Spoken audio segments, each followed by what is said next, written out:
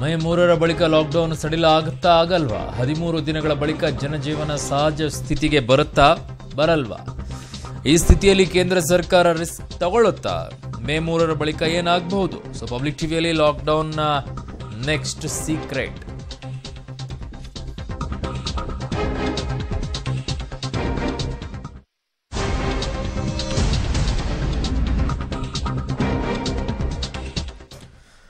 So ಯಾಕೆ ಈ ಮೇ 3ರ ನಂತರ ಅನ್ನೋ ಪ್ರಶ್ನೆ ನಿಮಗೆ ಸಹಜವಾಗಿ ಕಾಡ್ತಾ ಇರುತ್ತೆ. ಅದಕ್ಕೆ ಉತ್ತರ ಈ ರೀತಿಯಾಗಿದೆ. ಸೊ ಮೇ 3ರ ನಂತರವೂ ಕೂಡ ಲಾಕ್ಡೌನ್ ಸಡಿಲವಾಗೋದು ಅನುಮಾನ. ಸದ್ಯದ ಪರಿಸ್ಥಿತಿಯಲ್ಲಿ ಲಾಕ್ಡೌನ್ ಮುಂದುವರಿಕೆ ಸಾಧ್ಯತೆ ಇದೆ.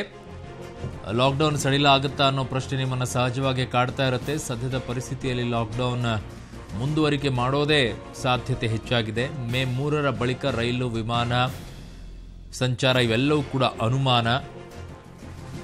ಸೋಂಕಿಲ್ಲದ ಪ್ರದೇಶಗಳಲ್ಲಿ ಮಾತ್ರ ಲಾಕ್ಡೌನ್ ಸಡಿಲ. ಸೊ ಇನ್ನು ಹಾಟ್ಸ್ಪಾಟ್, ನಾನ್ ಹಾಟ್ಸ್ಪಾಟ್ಗಳಲ್ಲಿ ಲಾಕ್ಡೌನ್ ಮುಂದುವರಿಕೆ.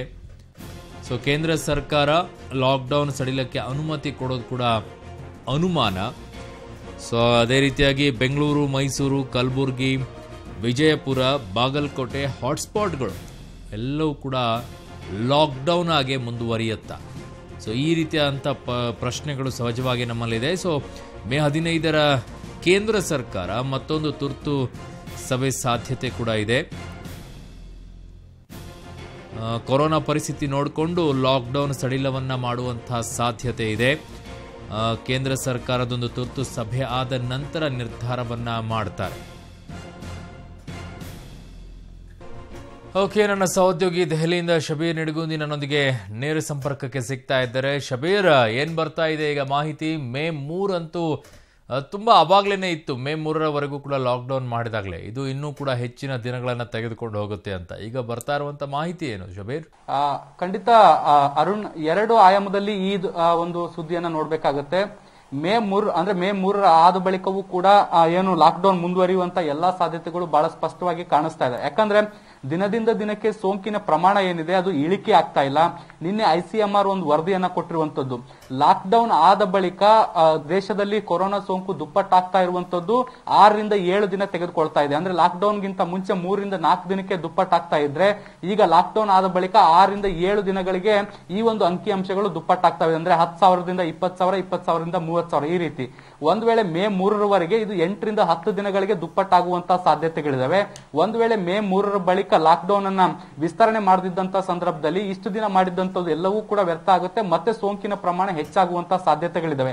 ಹೀಗಾಗಿ ಆರೆಂಜ್ ಝೋನ್ ಮತ್ತೆ ಗ್ರೀನ್ ಝೋನ್ ಏನ್ ಮಾಡಲಾಗಿದೆ, ಇಲ್ಲಿ ಒಂದಿಷ್ಟು ವಿನಾಯಿತಿಗಳನ್ನ ಕೊಡಬೇಕು. ಅದನ್ನ ಹೊರತುಪಡಿಸಿ ಬಾಕಿ ಉಳಿದಂತ ಪ್ರದೇಶ ರೆಡ್ ಝೋನ್ ಅಂತ ಏನು ಕರಿತಾ ಇದೀವಿ, ಹಾಟ್ಸ್ಪಾಟ್ ನಗರಗಳೇನಿದಾವೆ, ಇಲ್ಲಿ ಲಾಕ್ಡೌನ್ ಅನ್ನ ಮುಂದುವರಿಸಬೇಕು. ಮತ್ತೆ ರೈಲ್ ಆಗಿರ್ಬೋದು, ಬಸ್ ಆಗಿರ್ಬೋದು, ಮತ್ತೆ ವಿಮಾನ ಸಂಚಾರ ಯಾವುದನ್ನು ಕೂಡ ಆರಂಭಿಸಬಾರದು ಅನ್ನೋ ನಿಟ್ಟಿನಲ್ಲಿ ಒಂದಿಷ್ಟು ಚರ್ಚೆಗಳು ಈಗ ನಡೀತಾ ಇದೆ. ಅರುಣ್, ಓಕೆ, ಈಗ ಮೇ 3ರವರೆಗೂ ಕೂಡ ಇರುತ್ತೆ. ಹಾಗಿದ್ದಾಗ ಈಗ ಏಪ್ರಿಲ್ 25ರ ನಂತರ ಒಂದು ಸಭೆಯನ್ನ ನಡೆಸಲೇಬೇಕಾಗತ್ತೆ. ಏಪ್ರಿಲ್ 25ರ ನಂತರ ಒಂದು ಸಭೆಯನ್ನ ಮಾಡಿ ನಿರ್ಧಾರವನ್ನ ಕೈಗೊಳ್ಳಲೇಬೇಕಾಗತ್ತೆ ಅಲ್ವಾ, ಇದನ್ನ ಕಂಟಿನ್ಯೂ ಮಾಡೋದಾದ್ರೆ?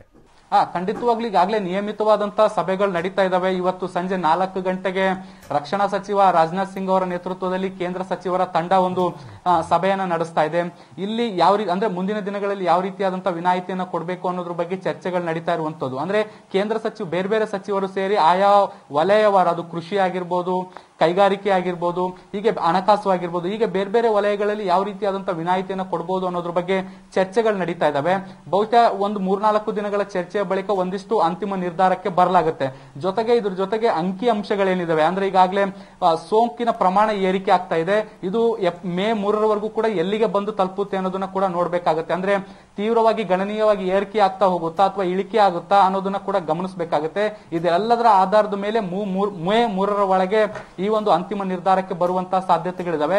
ಆರೆಂಜ್ ಝೋನ್ ಮತ್ತೆ ಗ್ರೀನ್ ಝೋನ್ಗೆ ಒಂದಿಷ್ಟು ವಿನಾಯಿತಿ ಸಿಗುವುದನ್ನು ಹೊರತುಪಡಿಸಿದ್ರೆ ಮೇ 3ರ ಬಳಿಕವೂ ಕೂಡ ರೆಡ್ ಝೋನ್ ಅಂದ್ರೆ ಹಾಟ್ಸ್ಪಾಟ್ ನಗರಗಳೇನಿದಾವೆ ಇಲ್ಲಿ ಲಾಕ್ಡೌನ್ ಮುಂದುವರಿಯುವಂತಹ ಬಹುತೇಕ ಸಾಧ್ಯತೆಗಳು ಬಹಳ ದಟ್ಟವಾಗಿ ಕಾಣಿಸ್ತಾ ಇದೆ. ಅರುಣ್, ಅಲ್ಲ, ಈಗ ಮೇ 3ಕ್ಕೆ ಲಾಕ್ಡೌನ್ ಮುಗಿಯುತ್ತೆ. ಸೊ ಮೇ 15ಕ್ಕೆ ಕೇಂದ್ರ ಸರ್ಕಾರ ಮತ್ತೊಂದು ತುರ್ತು ಸಭೆಯನ್ನ ಮಾಡುವಂತ ಸಾಧ್ಯತೆ. ಸೊ ಅಷ್ಟು ದಿನಗಳ ಕಾಲ ಲಾಕ್ಡೌನ್ ಹಾಗೆ ಮುಂದುವರಿಯುತ್ತೆ ಅಂತಾನೆ ಇದನ್ನ ಅನ್ಕೊಳ್ಬೇಕಾ ಹೇಗೆ? ಖಂಡಿತವಾಗ್ಲು ಅಂದ್ರೆ ಅದರ ಮಧ್ಯೆ ಕೂಡ ಒಂದು ಮಾಹಿತಿಯನ್ನ ಕೇಂದ್ರ ಸರ್ಕಾರ ಕೊಟ್ಟೆ ಕೊಡುತ್ತೆ. ಯಾಕಂದ್ರೆ ಮೇ 3 ಬಳಿಕ ಲಾಕ್ಡೌನ್ ಅಂತ್ಯ ಆಗುತ್ತೆ, ಅದಾದ ಬಳಿಕ ಏನು ಅನ್ನೋ ಒಂದು ಸಹಜವಾದಂತ ಪ್ರಶ್ನೆ ಬರುತ್ತೆ. ಈ ಒಂದು ಪ್ರಶ್ನೆಗೆ ಕೇಂದ್ರ ಸರ್ಕಾರ ಉತ್ತರ ಕೊಡ್ಲೇಬೇಕಾಗುತ್ತೆ. ಯಾಕಂದ್ರೆ ಇಲ್ಲ ಅಂದ್ರೆ ಉಳಿದ ರಾಜ್ಯ ಸರ್ಕಾರಗಳು ಕೂಡ ಗೊಂದಲಕ್ಕೆ ಒಳಗಾಗಬೇಕಾಗುತ್ತೆ. ಈ ಹಿನ್ನೆಲೆಯಲ್ಲಿ ನಾವು ನೋಡೋದಾದ್ರೆ ಕೇಂದ್ರ ಸರ್ಕಾರ ಯಾವ್ದಾದ್ರು ಮಧ್ಯಂತರ ಆದೇಶವನ್ನು ಹೊರಡಿಸುವಂತ ಸಾಧ್ಯತೆಗಳಿರುತ್ತೆ. ಅಂದ್ರೆ ಈ ಹಿಂದೆ ಹೇಗೆ ಲಾಕ್ಡೌನ್ ಅನ್ನ ವಿಸ್ತರಣೆ ಮಾಡಿ ಒಂದು ಆದೇಶವನ್ನು ಹೊರಡಿಸಿದ್ರು ಪ್ರಧಾನಮಂತ್ರಿಗಳು, ಅದೇ ರೀತಿ ಮುಂದಿನ 14 ದಿನಗಳಿಗೆ ಲಾಕ್ಡೌನ್ ಅನ್ನು ವಿಸ್ತರಿಸಬಹುದಾದಂತಹ ಸಾಧ್ಯತೆ ಇದೆ. ಅದಾದ ಬಳಿಕ ಪ್ರಧಾನಮಂತ್ರಿ ಅವರ ನೇತೃತ್ವದಲ್ಲಿ ಮತ್ತೆ ಎಲ್ಲ ರಾಜ್ಯಗಳ ಸಿಎಂಗಳು ಸಭೆ ಸೇರ್ಬೋದು. ಈ ಸಭೆಯಲ್ಲಿ ಎಲ್ಲಾ ರಾಜ್ಯಗಳಲ್ಲೂ ಕೂಡ ಹೇಗೆ ಪರಿಸ್ಥಿತಿ ಇದೆ ಮತ್ತೆ ಯಾವ ರೀತಿಯಾಗಿ ನಿಯಂತ್ರಣಕ್ಕೆ ಬರ್ತಾ ಇದೆ ಅನ್ನೋದ್ರ ಬಗ್ಗೆ ಚರ್ಚೆಯನ್ನ ಮಾಡಬಹುದು. ಈ ಎಲ್ಲಾ ಚರ್ಚೆಗಳ ಬಳಿಕ ಸೋಂಕಿನ ಪ್ರಮಾಣ ಇಳಿಕೆ ಆಗ್ತಾ ಇದೆ ಅಥವಾ ಅದರ ಹರಡುವಿಕೆಯ ಪ್ರಮಾಣ ಇಳಿಕೆ ಆಗ್ತಿದೆ ಅಂದಾಗ ಮಾತ್ರ ಲಾಕ್ಡೌನ್ ವಿನಾಯಿತಿ ಸಿಗುವಂತ ಸಾಧ್ಯತೆ ಇದೆ. ಒಂದ್ ವೇಳೆ ಅಂದ್ರೆ ಸೋಂಕಿನ ಪ್ರಮಾಣ ಇಳಿಕೆ ಆಗದೆ ಇರುವಂತ ಸಂದರ್ಭ ಕಾಣಿಸ್ಕೊಂಡ್ರೆ, ಅಂದ್ರೆ ಈಗ ಏನ್ ಪ್ರಸ್ತುತ ಪರಿಸ್ಥಿತಿಯಲ್ಲಿ ದಿನದಿಂದ ದಿನಕ್ಕೆ ಏರಿಕೆ ಆಗ್ತಿದೆ, ಇದೇ ಪರಿಸ್ಥಿತಿ ಮುಂದಿನ 1-2 ವಾರಗಳಲ್ಲಿ ಇದ್ರೂ ಕೂಡ ಅದನ್ನ ಲಾಕ್ಡೌನ್ ಅನ್ನ ವಿಸ್ತರಣೆ ಮಾಡಬೇಕು ಅನ್ನೋ ನಿಟ್ಟಿನಲ್ಲಿ ಚರ್ಚೆಗಳು ನಡೀತದೆ. ಯಾಕಂದ್ರೆ ಬೇರೆ ದೇಶಗಳಲ್ಲೂ ನಾವು ಗಮನಿಸ್ತಾ ಹೋದ್ರೆ 4 ರಿಂದ 5 ತಿಂಗಳು 6 ತಿಂಗಳವರೆಗೂ ಕೂಡ ಲಾಕ್ಡೌನ್ ವಿಸ್ತರಣೆ ಆಗ್ತಾ ಇದೆ. ಹಾಗಾಗಿ ಭಾರತದಲ್ಲೂ ಕೂಡ ಅದರ ಅನಿವಾರ್ಯತೆ ಸೃಷ್ಟಿ ಆಗಬಹುದು. ಅರುಣ್.